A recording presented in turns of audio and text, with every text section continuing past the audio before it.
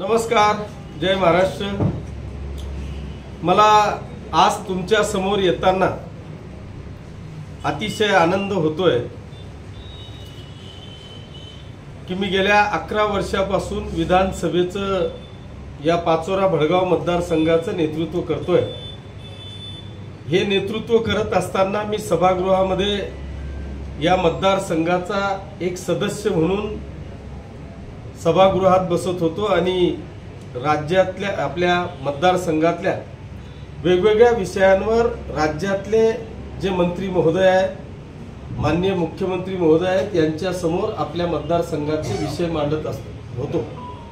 परंतु आज या राज्याचे मुख्यमंत्री आदरणीय देवेंद्रजी फडणवीस साहेब, आमचे मुख्य नेते तथा उपमुख्यमंत्री आदरणीय एकनाथजी शिंदे साहेब आणि आदरणीय अजितदादा पवार साहेब यांच्या नेतृत्वाखाली असलेल्या युती सरकारमध्ये मला तालिका अध्यक्ष होण्याचा बहुमान माननीय मुख्यमंत्री आणि माननीय दोघेही उपमुख्यमंत्र्यांनी दिला। त्याबद्दल मी आपल्या सगळ्यांच्या माध्यमातून माननीय मुख्यमंत्री आणि उपमुख्यमंत्री महोदयांचे मनापासून आभार मानतो, त्यांना धन्यवाद देतो। त्या सीटवर बसल्यानंतर निश्चितपणे एक वेगळ्या पद्धतीचा आनंद आणि अभिमान वाटत होता की मी या सीटवर बसून फक्त 288 आमदारांसमोर काम करत नाही, तर या महाराष्ट्रातल्या 14 कोटी जनतेच्या समोर मी या सीटवर बसलेलो आहे, अशा पद्धतीचा एक आनंद होत होता आणि तो अभिमान सुद्धा वाटत होता। आणि म्हणून एक निश्चितपणे जेवढे मानावे तेवढे आभार मला वाटतं युतीच्या सरकारचे। पण अध्यक्ष म्हणून काम करत असताना मी खाली आल्यावर या विधानसभेचा सदस्यपद कधी विसरलो नाही। या विधानसभेचा सदस्य म्हणून या पाचोरा आणि भडगाव मतदारसंघातल्या ज्या वेगवेगळ्या समस्या माझ्या समोर येत होत्या, त्या सगळ्या समस्या मी वेगवेगळ्या माध्यमातून विधान भवनामध्ये मांडण्याचा प्रयत्न केला।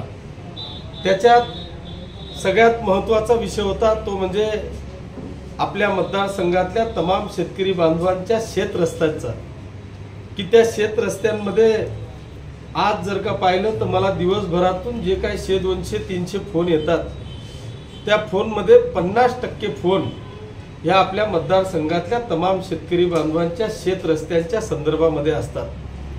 आणि म्हणून याला कुठेतरी निर्णय लागावा, या तमाम शेतकरी बांधवांच्या शेत रस्त्यांना कुठेतरी न्याय मिळावा, या उद्देशाने मी या विषयात लक्षवेधी मांडली आणि त्या लक्षवेधीच्या माध्यमातून या राज्याचे रोजगार हमी मंत्री आदरणीय भरतशेठ गोगावले यांनी त्याच पद्धतीचं उत्तर मला दिलं। अतिशय राज्यातली किंवा मतदारसंघातली शेत रस्त्यांची समस्या असलेले जेही शेतकरी असतील त्यांना समाधान वाटेल अशा पद्धतीचं उत्तर माननीय मंत्री महोदयांनी दिलं। परंतु मला खास अभिमानाने आणि आनंदाने सांगावंसं वाटतं की या विषयावर माझ्यासह अनेक ग्रामीण भागातल्या आमदारांनी या शेत रस्त्यांच्या संदर्भामध्ये प्रश्न विचारले।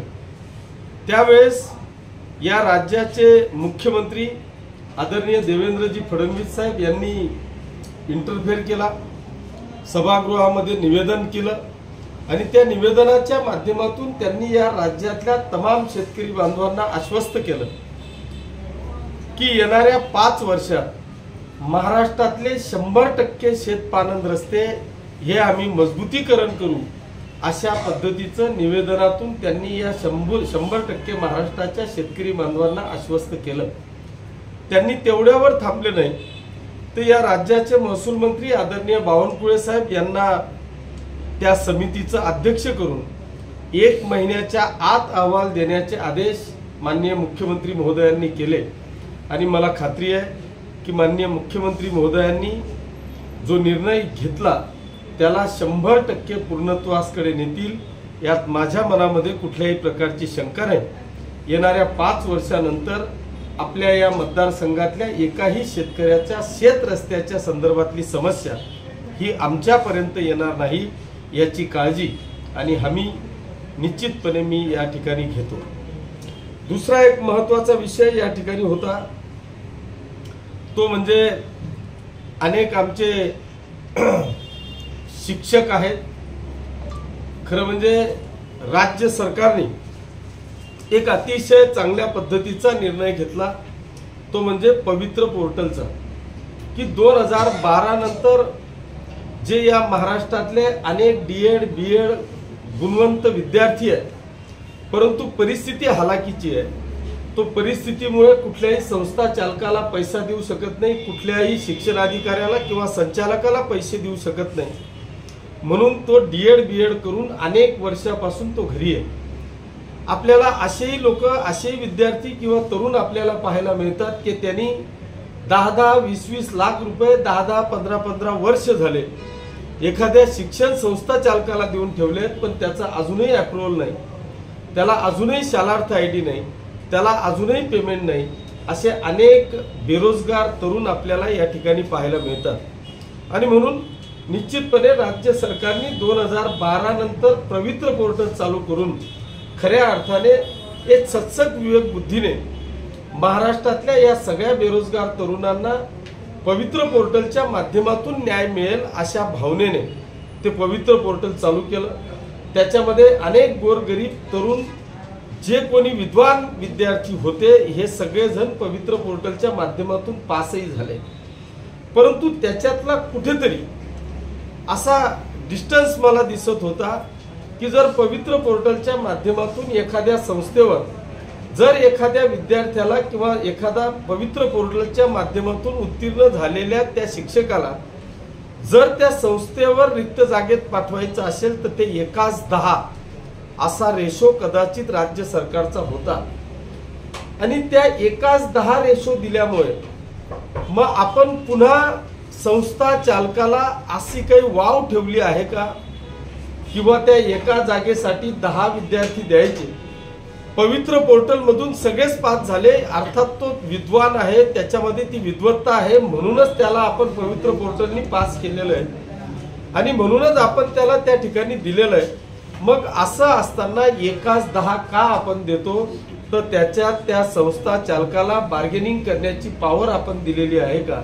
कारण जर एक विद्यार्थी जर आपण असं न करता जर डायरेक्ट एक जागा रिक्त आहे आणि एक विद्यार्थ्याला जर का आपण दिलं तर डायरेक्ट त्याचं सिलेक्शन होऊ शकतं.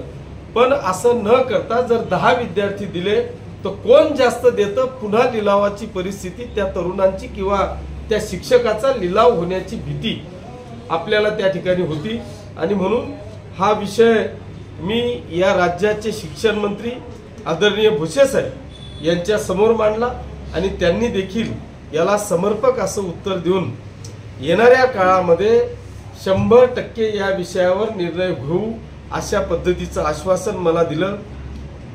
जे कोणी या राज्यातले बेरोजगार पवित्र पोर्टलच्या माध्यमातून पास झालेले विद्यार्थी आहेत, यांनी फोनमधून माझा एक प्रचंड प्रमाणामध्ये स्वागत केलं, मला धन्यवाद दिले. महाराष्ट्रातून अनेक कार्यकर्त्यांचे, तरुणांचे मला फोन आले.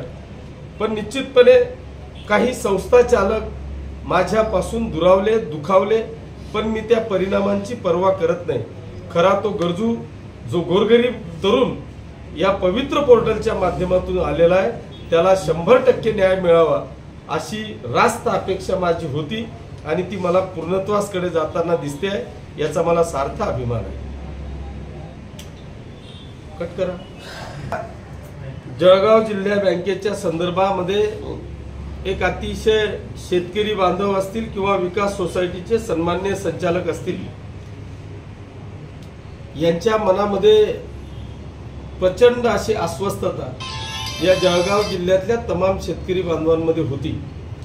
आज आपण जर का पाहिलं तर फक्त जळगाव जिल्हाच नाही तर संपूर्ण महाराष्ट्रामध्ये, मग ते मागच्या काळातल्या घोषणा असतील किंवा आत्ताच्या घोषणा असतील किंवा विधानसभेमध्ये आपण दिलेला वचननामा असेल किंवा आमच्या नेत्यांनी दिलेली आश्वासनं असतील, त्या सगळ्या आश्वासनांमधला एक प्रमुख आश्वासन होतं, ते म्हणजे शेतकरी बांधवांच्या कर्जमाफीचं.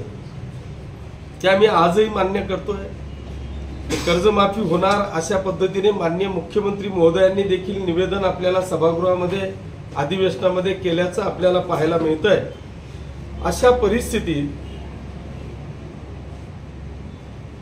अशा परिस्थितीत जर का आपण पाहिलं तर शेतकरी हा डबल मानसिकतेत होता की जर मी आज कर्ज भरून टाकलं आणि उद्या जर का कर्ज माफ झालं तर माझं किती नुकसान होईल, ह्या एका विचाराने अनेक शेतकरी बांधवांनी कर्ज भरणं बंद केलं। ते कर्ज न भरल्यामुळे अनेक विकास सोसायट्या जिल्ह्यातल्या अनिष्ट तफावतमध्ये आल्या आणि त्या अनिष्ट तफावतमध्ये आल्यामुळे जिल्हा बँकेने असा निर्णय घेतला की जी सोसायटी अनिष्ट तफावतमध्ये असेल अशा सोसायटींच्या सर्व शेतकरी सभासदांना आम्ही थेट फायनान्स करू। असा निर्णय घेतल्याच्या नंतर मी स्वतः जिल्हा बँकेचा संचालक आहे। आपण जिल्हा बँकेमध्ये ह्या विषयाला थांबवण्याचा प्रयत्न केला, परंतु त्याला मला यश आलं नाही।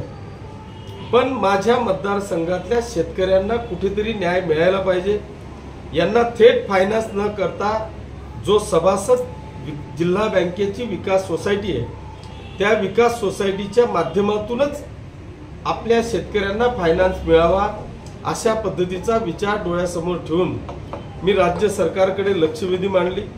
अधिवेशनात ती लक्षवेधी घेतल्याच्या नंतर मी या राज्याचे सहकार मंत्री आदरणीय बाबासाहेब देशमुख यांना मनापासून धन्यवाद देईन की त्यांनी हा विषय गांभीर्याने घेत मला अधिवेशनामध्ये सभागृहामध्ये त्यांनी आश्वासित केलं की आपण काळजी करण्याची आवश्यकता नाही, मी 2 दिवसात याच्यावर मीटिंग घेऊन 100% निर्णय देऊ असं आश्वासन दिलं।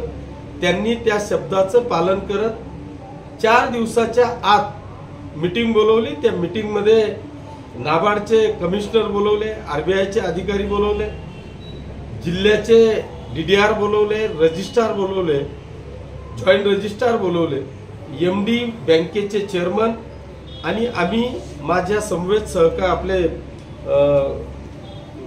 आपले सावकारे साहेब मंत्री महोदय हे देखील होते। आणि त्या मीटिंगमध्ये त्यांनी जे काही मी 3 मुद्दे मांडले ते तिघही मुद्दे व्हॅलिड ठरून या तिघही विषयांवर त्यांनी न्याय दिला। आता निर्णय असा झालाय की आता बँकेला थेट फायनान्स न करता डायरेक्ट विकास सोसायटीच्या माध्यमातून फायनान्स करावा हा निर्णय झाला। तो निर्णय इतक्या महत्त्वाचा आहे की एक तर विकास सोसायटी हा सहकारचा मुळात पाया आहे आणि तो पायाच उद्ध्वस्त करण्याचं काम जिल्हा बँकेच्या प्रशासनाच्या माध्यमातून चाललेलं होतं, त्याला कुठेतरी थांबा मिळाला। दुसरा एक विषय होता की तो म्हणजे जिल्हा बाहेर असलेली जी शेती आहे त्या शेतकऱ्याला कर्ज न देण्याचा निर्णय जिल्हा बँकेने घेतला।